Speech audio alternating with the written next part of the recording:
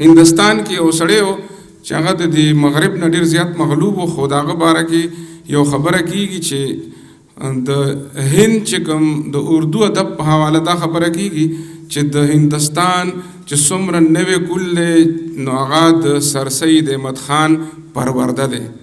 زما خیال دی د پښتنو چې دا څومره بوزغلې دلته ناست دی دا ټول د خدای خدمتګار تحریک پرورده دی. صرف فرق دا دی چې هلته کې د غلامۍ د بیانیې سره چې دی نو جدت راغلی او دلته د ازادۍ د غږ سره او د نارې سره جدت راغلی دی. نو دا تنها هم د هغې باغ یو ګل دی د هغې سلسلې یا د هغې لړۍ او دغه په دې خو خبرې وشوې چې خدای خدمتګار تحریک څنګه و او د هغې موږ ته څه بخښنې دي د سیاسي بخښنې څه دي ادبي څه دي قامي څه دي ملي څه دي په هغې خبره نه کوم. مونږ پېښ کړي هم دي خبرې او دغه زموږ ژوند دی لیکل هم پرې ډېر کړي دي. زه اکثر شاګردانو ته به ما په یونیورسټي کې هم دا خبره کوله ما به ورته وي چې غیر جانبدار چې نو دا یا جګي یا ګیلاس وي او یا بوتلي. نو ما به هغوی ته دا په دې سنس کې کوله چې په دې کې چې د هر قسمه شربت واچو هغه رنګ اختیاروي. انسان چې دی به جانبداري دی به دته چې څه حق ښکاري دی به هغه حق سره ولاړي. یو ځلې پی ایچ ډي وه د چا ډیفینس د اردو او موږ پکې ناستو نو هغې کې هغه د ډېرو زیاتو مبارزینو ذکر کړو د امن په حواله په اردو شاعرۍ کې د امن. نو یو ډېر لوی او ستر شخصیت پکې نو یاد کړی. نو ما هغه ته وی چې تا خو دا ټول یاد کړل نو په کار خو دا وه چې دغه شخصیت دې هم یاد کړی وی. نو هغه چیرمین صاحب وی چې دی غیر جانبدار دی محقق دی نو مخې ته ګیلاس پروت نو ما هغه ډیفینس چې د چا هغه ته مې داسې ګیلاس ته مې لاس ونیسم ته واقعي غیر جانبدار یې هغه وی نه نه وروره زه غیر جانبدار نه. نو زه دا وایم چې تنها هم د ژوند په دې سفر کې په دې کاروان کې غیر جانبدار نه دی. د قام سره ولاړ دی د خپل ولس سره ولاړ دی خپل بیانیې سره ولاړ دی خپل مافیت سره ولاړ دی او دی که هلک دی او که رومان هم کوي نو پښتون رومان کوي د خپل خاورې سره هم رومان کوي رومانس کوي او د خپل بیانیې سره هم کوي او چې کوم د څه ته چې رومانس وایي نو هغه هم کوي. داسې ده چې د شاعري چې ما د نظره تېروله نو د غزل شاعري او د څه وایي ورته ټپیزه ما خو خیر د ټپیزو باندې ما لیکل هم وکړل او دا زما خوښ هم شو. ګنې ما ته مخکې یو ځل چا د ټپیزو کتاب مخې ته ایښی و نو ما هغه ته وی تا خو د ټپې په غېږ کې ټپیزه زیږولې ده مونږ هم روایتي خلک یو پخواني خلک یو که نه. نو دا داسې ده بلکل لکه چې په بونیر کې یا په بنو کې سړی خپلې نیا ته جینز واچوي نو داسې کار دی چې ټپه یو بشپړ صنف دی نو دا په ځای پرېږدئ دې له بل څه نوم کېدی. ټپه چې ده دا په ډېرو لنډو ټکو کې پښتنو شاعرانو چې دی نو بیبیانو میرمنو نالوستو میرمنو په کوزه کې سمندر بند کړی دی. نو دا هسې نه چې راتلونکی کول بیا په دې ټپیزو کې ځان ته ټپه نشي پیدا کولی چېرته رکتې نشي. او دویم دا چې جاپان خو موږ به چې واړو نو یو دوره لوی ریډیو چې د دې سټیج عمره و زما تره راوړه بټۍ به یې چلولې نو یې کې به ریډیو به ډېر خلکو اورېده او اوس هغوی دوره آلات جوړ کړل. نو دنیا چې دی نو وړو طرف ته روانه ده تاسو خپل وړوکی صنف لوی کړه. بهرحال د ډېرې ښې ټپیزې لیکلي دي او په ما باندې ښې هم ولګېدې. نو دا چې څنګه ما د هغه هایکو په ړومبي ځل باندې موسکا چاپ شوه د ډاکټر اسماعیل ګوهر په هغې باندې چې هغه ما لیکل کول هغه راته وایي ته په دې لیکل وکړه. نو ما په هغې هم دا لیکل کړي چې په پاکستان په دې ټوله خاوره کې چای نه کېږي خو د بپه کې چای کېږي. نو دغه شان دا هایکو چې ده نو دا د پښتنو مزاج سره لا دې سمون نه دی خوړلی خو اسماعیل ګوهر شاعر دی نو شاعر چې په هر صنف کې نو ځان ښیي. نو ځکه هغه داسې شاعر داسې هایکو ما ولیکلې چې چا راته وي چې د سپرلي ورځو کې هغه تر لرې ګرځي ساګو پسې ځکه پټي کې مې شړشم وکرل. نو دا د په دې د غزل چې دی ما چې د غزل د نظره تیر که په دې لږ ساعت کې ځکه چې ما د هایکو د ټپیزو دا کتاب کتلی نو ما دا وکتل چې د ده یو د اسلوب او د هیئت یا د سټرکچر په حواله باندې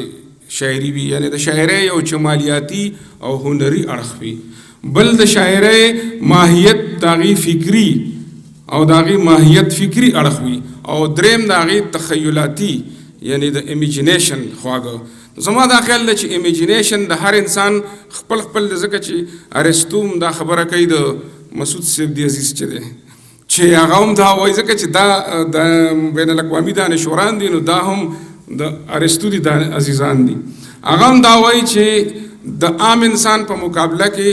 شاعر چې نو د سره یو سیکنډري امیجینیشن پاور وي، یعنی قوت متخیله ثانوي چې دا نارمل انسانانو څخه نه وي. بهرحال زما دا خیال دی چې د ده دا شاعري چې دا د غزل شاعري دا بالکل روایتي غزلي شاعري ده،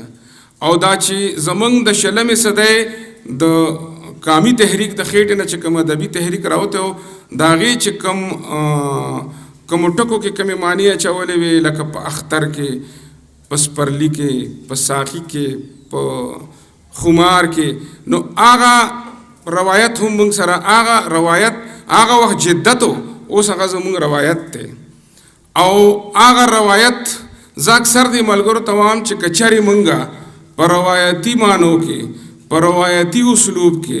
د روایتي فکر سره شاعري کوو او په پښتو شاعرۍ کې اضافه نه کوو، نو بیا به موږ نه یو ورځ دا شاعري سوال کوي چې بهی ستا د دې شاعرۍ جواز څه دی، ما به خلک څنګه قبلوي. نو د ده په غزل کې چې وجه څه ده، دویم دا چې د ده په ټپهیز کې تاسو وګورئ نو په هغې ټپهیز په خپله یو جدید صنف ته پوره خلکو خپل کړی هم نه دی، خو د ده په ټپهیز کې هم زموږ د 20مې صدۍ د خدای خدمتګار تحریک چې د قام دپاره او د ولس دپاره کم سوچ او کم فکر دی هغه په هغې کې هم دی. اوس سوال دا پیدا کېږي چې دا ولې، یعنی موږ ولې داسې شاعري نه کوو په دې نوي دور کې چې لکه مثلا داسې به ووایو، یو مثال به ورکړو چې همدرد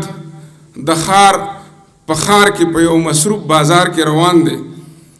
او د خاموشي د دیوال په سوري باندې اوده ده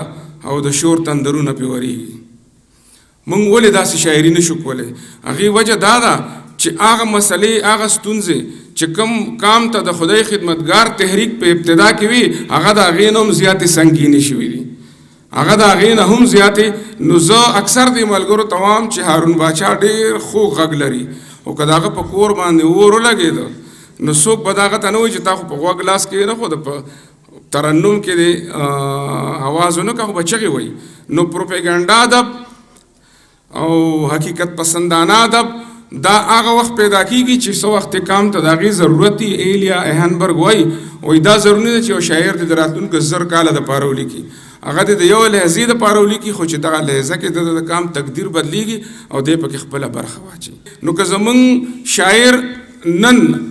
د نسټلجي افکار هم شي، هغه د پرون ارمان کوي، نو وجه یې دا ده چې زموږ په پرون کې امن خو که نه، رورولي خو که نه، نزدېکت خو که نه، روحاني تړون خو که نه. نو که چېرې دی هغې ته ارمان کوي په دې ګلوبل ویلج کې او دی مخکې نه ځي، نو د دې او دی په ځای د دې چې لکه د ډریور په مخ کې شیشه کې ګوري او په وروستو شیشه کې شا شاته کام ته هم ګوري، دی صرف په وروستو شیشه کې ګوري، د هغې وجه دا ده. که فرض که زموږ شاعر هغه حقیقت پسندي، هغه ترقي پسندي، هغه مزاحمت هغه هم په اک انداز کې وایي، نو د هغې بله وجه دا ده چې حالات هم اک شان دي، بلکې د هغې نه زیات خراب شوي. خو د دې باوجود هم زما دا خیال دی چې د نوي دور غوښتنې او د نړیوال کلي اوسېدل دا په موږ باندې د موږ نه دا تمې کوي. شاعر دی به په دې ځای ودرېږي، دی د خدای پاک په دې ځای نه ودرېږي، او دی د خدای پاک د دې جوګه نور هم کي چې دغه خپله بیانیه، دغه خپله قامي بیانیه په انتهایی جدید اسلوب کې